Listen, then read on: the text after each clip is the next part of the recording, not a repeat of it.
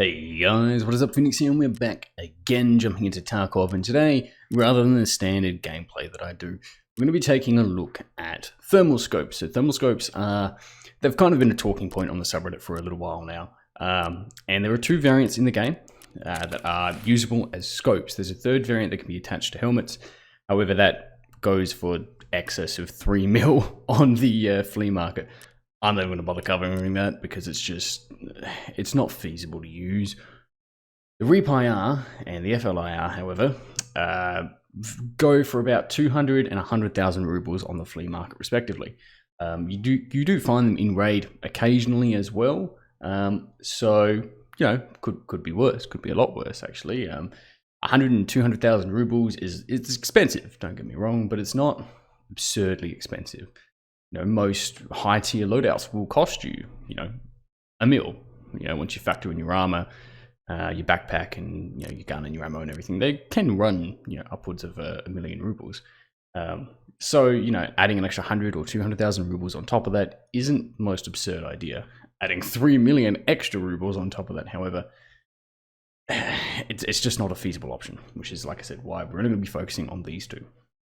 So what we're going to be doing is I'm going to jump into offline raids because I'm not going to risk losing these on a live raid just while I'm testing them. So what we're going to do is we're going to jump into offline raids on two separate maps. We're going to jump into one on customs and we're going to jump into one on factory. And we're going to test out both of these infrared sites and see how they perform in different environments. And I'm going to give my thoughts on what I recommend and what I have kind of, in my time playing around with them over the last couple of days, I've determined seems to be the best use case. So let's get into it. Okay, so what we're going to do is we're going to jump in with a loadout that you would probably typically find yourself running if you were to use the thermal scopes. An RSS with a fair bit of armor. I do want to point out, very briefly, the FLIR does not require any mounting systems, whereas the REAP-IR does require a mounting system. It also has the available option of an eye cup, though in my experience, it's not very good. I prefer it without the eye cup, but it's 100% up to you. Of note as well is the FLIR operates on a single zoom. However, you can switch between black hot and white hot. The REAP-IR operates on a single zoom, white hot, black hot. The FLIR has multiple zooms and is red hot. I'm not done explaining it. God damn it. But yeah, so the FLIR has a 2x zoom and a 9x zoom. It runs at 21 hertz, I believe, whereas the REAP-IR runs at 30, despite the fact that it actually says 60 hertz in the name of both of them. Well, it says 60 hertz in FLIR. And it runs at 21, so it's a lie. But nevertheless, that's kind of their way against balancing them out, which I suppose is fine. But let's see if we can come across some scavs.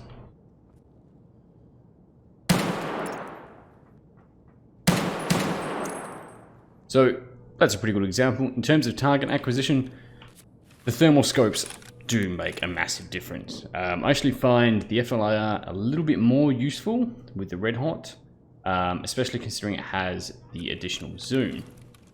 However, where it does fall short is the fact that its refresh rate isn't great. It'd be substantially easier to use if it had the 60 hertz refresh rate it's supposed to.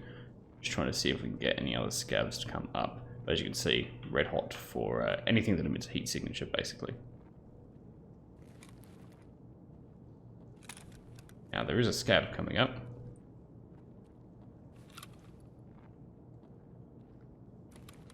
It's actually going to come up through there. Yep. So it does make target acquisition, you know, like I said, a lot easier. You have that very obvious glow as opposed to a regular scope.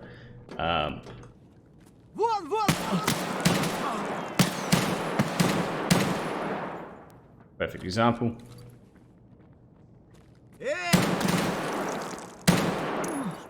Yeah, you're gonna know because there's a massive difference in basically everything else being a variant of white or black, and then, you know, your white hot, red hot, whatever. So target acquisition is a major plus, and especially through obscure pieces of concealment. So bushes, railings, stuff like that, stuff where you might have a harder time due to lighting and shadows and all of that, being able to ping a target, you're not going to struggle with nearly as much. In fact, you're not going to struggle at all. You're basically going to ping them straight away.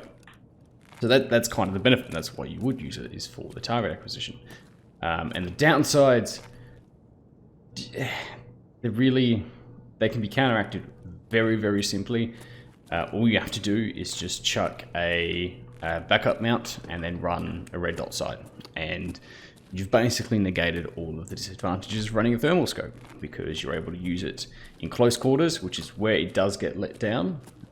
Basically, in the hallway, it'd be nigh useless on maps like Interchange. It'd be okay in areas, but not great in other areas mostly because of the refresh rate. It's harder to kind of get a bead on people up close, where it's much easier at a distance. So, but that can be, like I said, easily negated with the simple use of a backup mount. Now, in terms of realism, I will quickly jump on the point of that, because that's a feature that a lot of people jump on, is, it's unfair or it's unbalanced. And it is. It's unfair and it's unbalanced. But it's not too far off realistic implementation. Aside from the infinite battery, it's a pretty good implementation of thermal scopes. They are used for the purpose of, identifying targets in situations where you might usually struggle. And it comes down to, if you're fighting a fair fight, you're doing it wrong. And that's basically a model of a thermal scope. It just doesn't implement too well in video game balance. And I think there does need to be a balance. A balance needs to be struck between real-world implementation and what is fair. And I think batteries should alleviate some of that. But anyway, that's just that quick point. Now we're done with factory. Let's head over to custom. Okay, so this bit I'm doing in post because it was just too much of a pain in the ass to do live. So we're on customs, same loadout. I have added on a foregrip and a backup mount to each of the guns. So the FILR and the REAP-IR both have a backup mount with basically a red dot sight attached. That does indeed remove basically all of the drawbacks. The REAP-IR has less drawbacks, as you can see here. In close quarters, the refresh rate is actually pretty good. It's 30 Hertz, not 60 Hertz, but it's better than the 21 Hertz of the FLIR, which is the one that is supposed to be 60 Hertz. But it's not great, it's not fantastic. It's a hell of a lot better than it used to be. When it was initially implemented, it was shocking. I think it was like 15 Hertz refresh rate. It was unusable.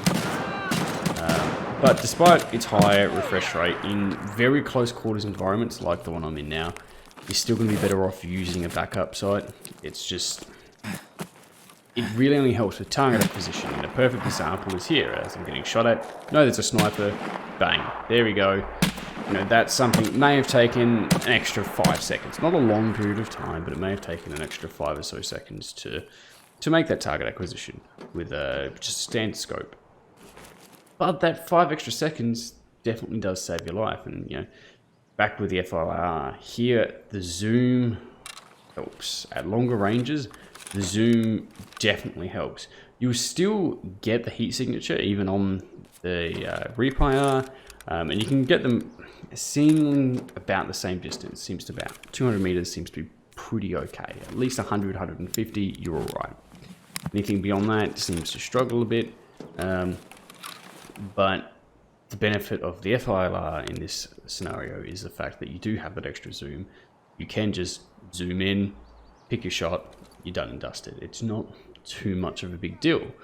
Whereas you kind of have to be a bit more accurate with the... I think it's only a 2 times magnification that you get on the FIR. There is a magnification, there's definitely a magnification, but it's not a hefty one. Here serves as a perfect example of how they do break through foliage quite well, like substantially well. Like you're not going to be able to hide in a bush and have someone not see you with a thermal scope. You're just not. Both scopes do a fantastic job of breaking through foliage if there's only a layer.